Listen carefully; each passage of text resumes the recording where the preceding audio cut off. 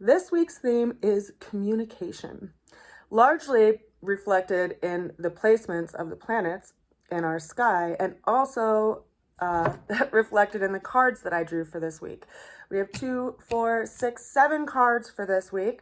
And before I jump into them, I just want to go ahead and walk through the placements of the planets so you can understand what's being referenced right now. So we have 12 little pieces of the sky known as zodiac signs. And you'll notice this little clump of planets over here in the sign of Gemini. Gemini is the sign that governs communication.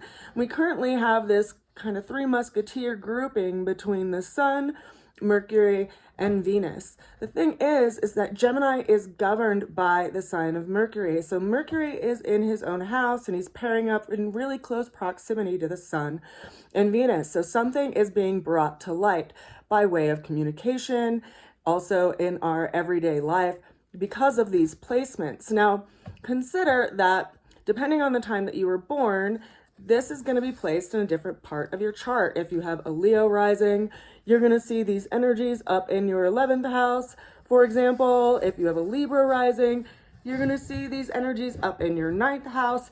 And all of these different houses have different or cover different areas of your life. So wherever this energy is being highlighted, it is bringing in information in regard to that area of your life. Now, what's cool is that if you were to wake up in the morning tomorrow before the sun rises, let's say around 4 a.m., you would see Jupiter on your eastern horizon. And then right above Jupiter, you would see Mars. So Jupiter just entered Gemini last week. Mars had entered Taurus and was at 0 degrees last Sunday. Now it's a few degrees further along. But those are pretty bright planetary bodies, so you'll actually be able to see them if you get up in the morning before the sun rises and look toward the eastern horizon. It can get a little tricky because the zodiac wheel appears to be opposite by way of what we're used to in our maps. For instance, in a map, west is usually on the left side and east is on the right side, but we're seeing this from a different point of view. When you look at the natal wheel chart, you actually have south on the very top of the chart. You have east on the left side of the chart, north on the bottom of the chart, and west on the right side of the chart. So in looking at it, if you plot where the planetary bodies are, you can get an understanding of where the planets are in the sky. So when you go out and look at the sky, when it's dark outside, you can actually identify them by what you know as in regard to where the planets are placed, which I think is kind of cool. Now, as I was saying, we have this grouping of planets over here in Gemini. We have Jupiter also in Gemini, so that's 4 planets in Gemini total. Then we have Mars in Taurus, as well as Uranus in Taurus.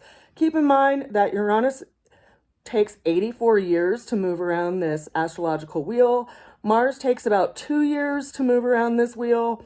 The Sun takes a year. Venus is a little over a year. Mercury takes 88 days, which is why it's considered quicksilver. It's a very fast-moving planet. Then we also have Chiron, which is up in Aries sign. We also have Neptune and Saturn over in Pisces. And then we have Pluto over here at the 1st degree of Aquarius. So that's where the planets are placed right now. We also have the moon over as a celestial body moving through the sign of Libra. It takes roughly about 28 days to move around this system. So whenever it comes into an alignment with one of the other planets, it's highly reflective in regard to the information that it's bringing back to us emotionally. It's interesting to track it and see how it lands in your own chart so you can get a better understanding of how things are actually influencing your own life and your life patterns.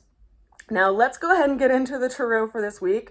This is going to be the AstroTarot for June 16th through June 22nd, or next Saturday. I'm Katie Cat. Now, our opening card for today is actually appearing to be a pretty positive card. It's the 10 of Pentacles, and it's highlighting some kind of material security, a happily ever after, some kind of ideal that we built around our belief systems. And we see this kind of family. We see 2 people with their arms around each other, a little kid, matriarch in the background, and a few little pups in the room as well. And it speaks to like reaching some kind of pinnacle or some kind of goal that we've been aspiring to. It is an earth-governed card, so it has to deal with some kind of physical matter or something that we hold value to. The reason why I said some of us are going through a situation where we're really coming to terms to things is because our challenge for this week shows up as the Five of Cups. We see a person who is standing in the foreground, looking down rather solemnly at 3 spilt wine cups that are before them. Now there's 2 cups that are behind them that are actually waiting for them to realize that are there.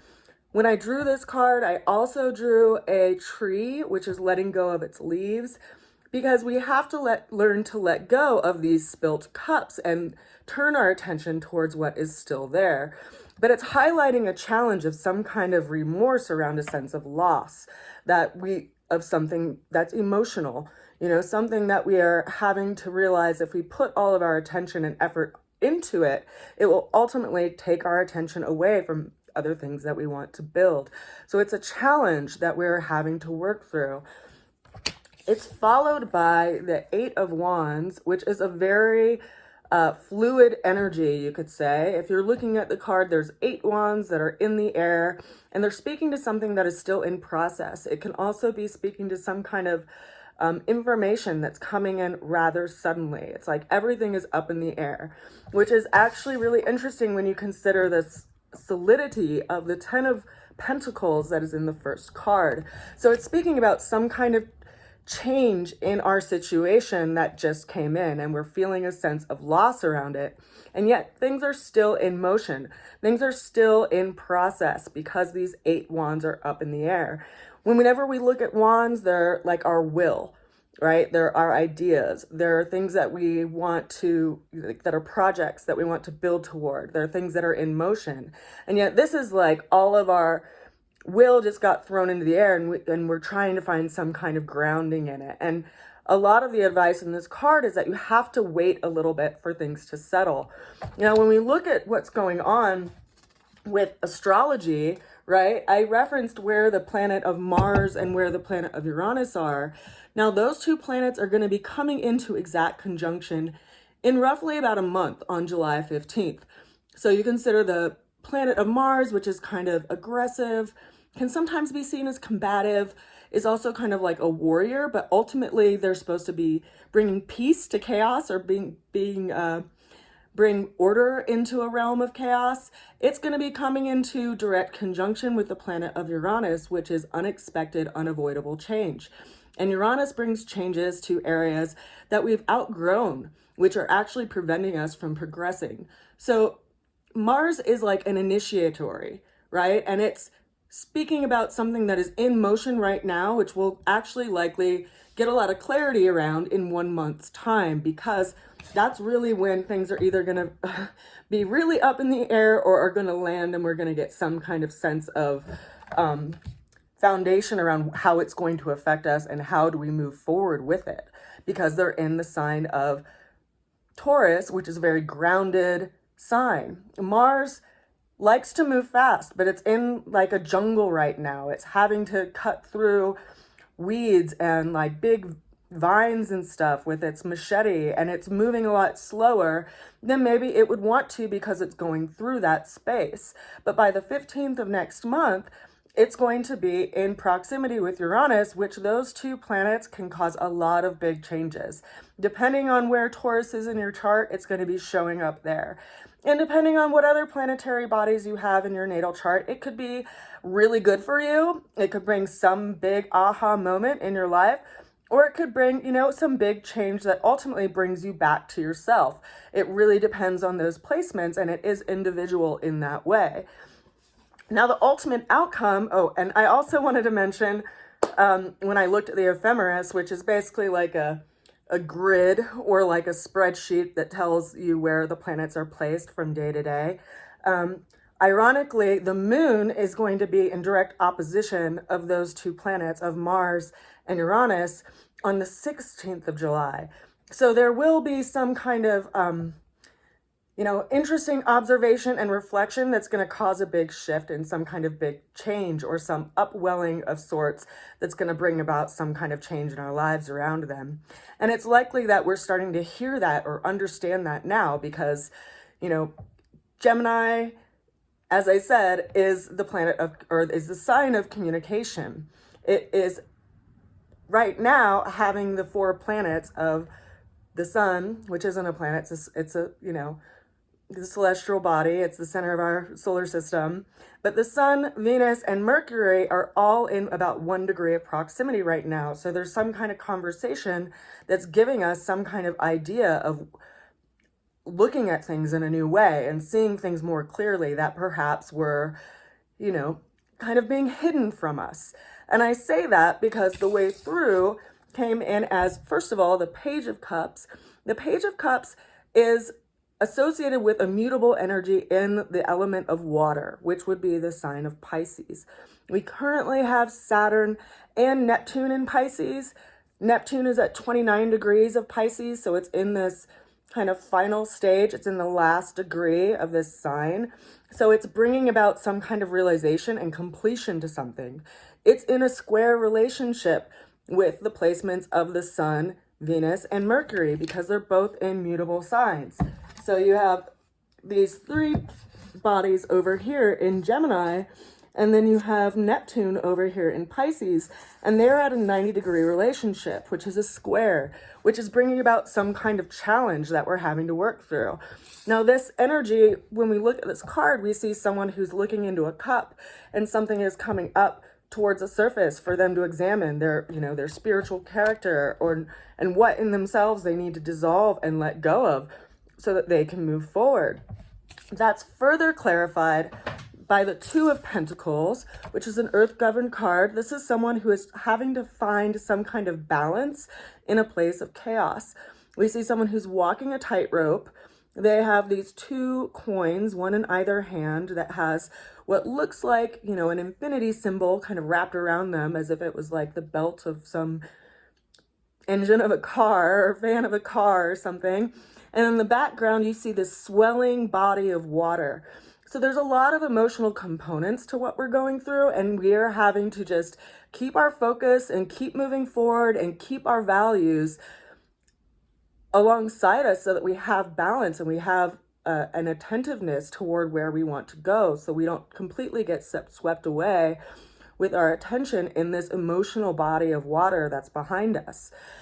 It is also, a pentacle card, so it is referencing that earth energy of the Uranus-Mars information that we're getting and the call to change that's kind of, in the atmosphere around us.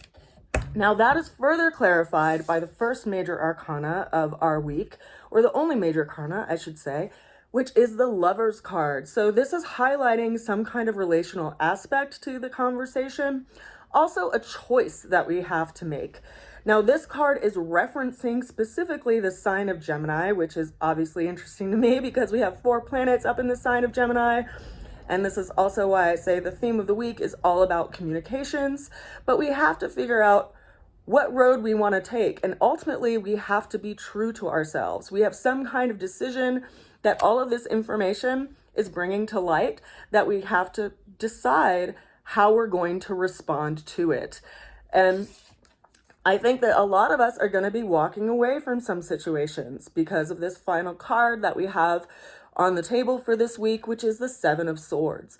Now, the swords are also, it's an element associated with the air and also associated with communication. But we see this person in the foreground carrying 5 swords, and they look as if they're walking away from an encampment. There's this group of people in the background, and there's all these tents in this tent city, and there's these 2 swords that are being left behind. So this is someone who is getting some kind of clarity around the situation and going off on their own. So this situation that we're going through, and I have to, just lend some kind of information to this because, I'm not the only one I know that has gotten surprising news this last week. And while I could be really upset by the news that I got this last week, I have come to realize in life that when the universe brings in some big change, like the Eight of Wands that kind of knocks you off your feet and sweeps the rug out from underneath you, it's doing so that you can be in a timeline of something that you wouldn't have had the opportunity to do if you had just been in the same process of what you were already doing. So things get brought to light and conversations get shared and information gets figured out so that we can actually get in better alignment with ourselves. Like the Lovers is bringing to the table. We have to decide what ultimately, we're being illusioned by, because we have these 3 planetary bodies up at the final degrees of Gemini in square with the sign of, Pisces, which is ultimately highlighting Neptune, which is about illusions and about also fears and things that we don't want to necessarily see, things that are hidden. And having this square is highlighting something that's been hidden from us and bringing light to it. And so we have to decide, how do we want to respond to that? Where do we want to put our energy? Our energy is valuable. Our time is the most valuable resource that we have. And if we're spending all of our time, literally spending it, looking down at these 3 spilt cups, well, that can do a number to our mind, it can do a number to our emotions, and ultimately it sucks our most precious resource out of our hands, which is the ability to be in this life. So we have to turn around. We have to turn around and look at these 2 cups that we haven't been paying attention to, that ultimately this big shift that might have swept our feet out from underneath us is getting us to look at, because there's something else that we are being called to. Now, a lot of information is going to come into us in the next month or so until the 15th of July. I say that because, the conjunction of Uranus and Mars, it can happen every couple of years, but it's always in a different place. So Mars takes about 2 years to go around the whole zodiac system, but Uranus takes 84 years to go around the whole zodiac system. So the next time that Mars and Uranus are going to be conjunct is actually going to be in July of 2026, and they will be in the sign of Gemini rather than the sign of Taurus. So Taurus is a sign about our values. It's where we earn our money. It's how we bring abundance into our lives. Taurus is our agricultural system. It's our monetary system. And so we're seeing a lot of changes to that. And we've been seeing a lot of changes in that ever since Uranus went into the sign of Taurus in 2019. And it's been in Taurus this whole time. And while it's been in that space, it's met, in that room per se, or in that house with different planetary bodies. And every one of those planets has a different energy to it. Mars is in its detriment in the sign of Taurus because it's governed by, Aries, which is fire related, it's active related, and Taurus is fixed, it's solid, it's stable. And so it moving through that space and coming into a conjunction with Uranus can be very, I want to say disturbing, but disturbing is like a really loaded word. It can really shift a lot of things, especially in our value system, especially in our agricultural system. And so we have to come to terms and be real with ourselves about what is important and ultimately be true to ourselves at the end of the day. Because when we do get planted, we want to be proud of the decisions that we've made and how we've honored ourselves and the people in our lives and our loved ones and our ultimate resource and what we have done with our time. So it's a pretty intense time we're going through right now over the next month.